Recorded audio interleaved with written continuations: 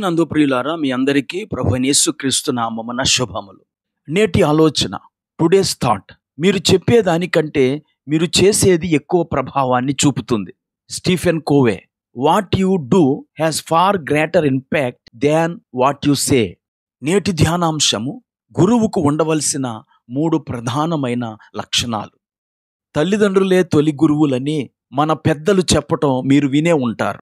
మత్తయి రాసిన సువార్త 23 అధ్యాయం 10వ వచనంలో యేసు ప్రభువారు మనలను గురువులని పిలువబడొద్దని చెప్పినా, మనందరము ప్రతిరోజు ఏదో ఒక సందర్భంలో గురువు యొక్క బాధ్యతలను నిర్వహిస్తూ ఉంటాం.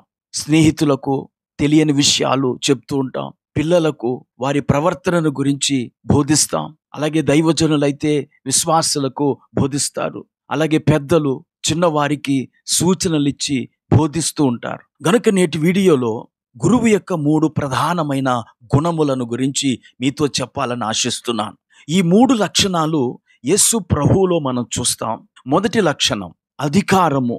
అధికారము అంటే ఇతరులపై పెత్తనం చెలాయించటం కాదు. మనము చెప్పే విషయంపై మనకు కమాండ్ ఉండాలి. అలా ఉండాలంటే మనము చెప్పే విషయం మనకు పూర్తిగా తెలిసి ఉండాలి. అనుకుంటున్నాను, అలా అవ్వచ్చు, ఇలా అవ్వచ్చు అని మనము చెప్పినప్పుడు మనము చెప్పే విషయం పైన మనకు కమాండ్ లేదని ఇతరులకు అర్థమవుతుంది. లూకాసు వార్త 4వ అధ్యాయము 31వ వచనంలో యేసు ప్రభువారు కపెర్నహూము పట్టణములో విశ్రాంతి దినమున సమాజ మందిరములో బోధిస్తూ ఉన్నాడు. ఆయన వాక్యము అధికారముతో కూడినదై ఉండెను గనుక వారాయన బోధకు ఆశ్చర్యపడిరి అని మనం అక్కడ చూస్తాం. యేసుక్రీస్తు అధికారము గల వానిగా బోధించాడు. ఎందుకంటే ఆయనకు లేఖనములపై పట్టుంది.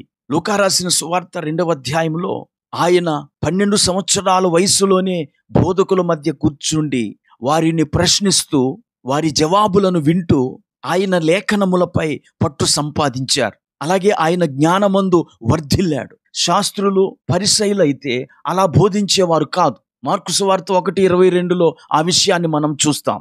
ఆయన శాస్త్రుల వలె కాక అధికారము గల వాని వలె వారికి బోధించెను.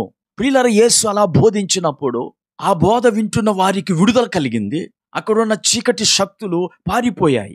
ఎవరైతే అధికారము గల వారిగా బోధిస్తారో వారే అజ్ఞాన అంధకారాన్ని పారద్రోలే వారిగా ఉంటారు. ఇక రెండవదిగా అన్వయము. మనము చెప్పిన విషయాన్ని దైనందిన జీవితానికి అన్వయించగలిగినప్పుడే ఆ విషయము అవసరమని అవతల వారు గ్రహిస్తారు. అన్వయింపు లేకపోతే మనము చెప్పేది నిరుపయోగం అవుతుంది. అంతేకాకుండా ప్రజలలో ఏ మార్పు కలగదు. యేసు యొక్క బోధలు అన్వయముతో కూడిన బోధలై ఉన్నాయి. ఉదాహరణకి కొండ మీద ప్రసంగమే తీసుకోండి. యేసు ప్రభువారు మన దైనందిన జీవితానికి సంబంధించిన అనేక విషయాలను అక్కడ అన్వయముతో ఉపమానములతో బోధించాడు. దేనిని గూర్చి చింతించొద్దు అని చెబుతూ అడవి గడ్డిని ఆకాశ పక్షులను చూపించాడు. దేవుడు అడవి గడ్డిని పువ్వులతో అలంకరించుచున్నట్లు మీ అవసరాలు కూడా ఆయన తీరుస్తాడు గనుక ఆయన కొరకే ఎదురు చూచి చింతలేని వారిగా ఉండాలని యేసు బోధించాడు. ఇక మూడవది అనుసరణ. యేసు కేవలము బోధించేవాడుగా మాత్రమే లేడు, ఆయన బోధించిన దానిని అనుసరించేవానిగా ఉన్నాడు. వ్యభిచారము చేత పట్టబడిన స్త్రీ వచ్చినప్పుడు, అమ్మా ఇక పాపము చెయ్యకుము అన్నాడు. ఆయన పాపము లేనివాడిగా జీవించాడు. ఈరోజు అనేక మంది చెప్తారు గాని చెయ్యరు. మత్తయి రాసిన సువార్త 23 అధ్యాయం 3వ వచనంలో యేసు ప్రభువారు అలాంటి అనుసరణ లేని బోధకులను గురించి ఇలాగు మాట్లాడాడు. గనుక వారు మీతో చెప్పు వాటన్నిటిని అనుసరించి గైకొనుడి అయినను వారి క్రియల చెప్పున చేయుకుడి, వారు చెప్పుదురే గాని చేయరు. ఈ మాటలు వింటున్న నా ప్రియ స్నేహితుడా, సోదరి, మీరు ఇతరులకి చెప్పేది ఏదైనా సరే మీరు దానిని అనుసరించినప్పుడే మీరు చెప్పింది ఇతరులపై ప్రభావం చూపుతుంది.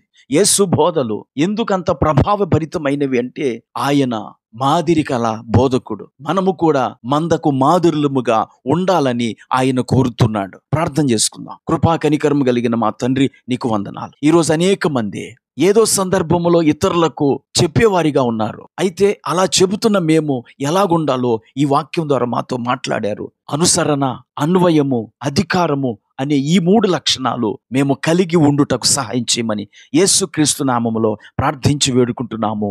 ఆమేన్.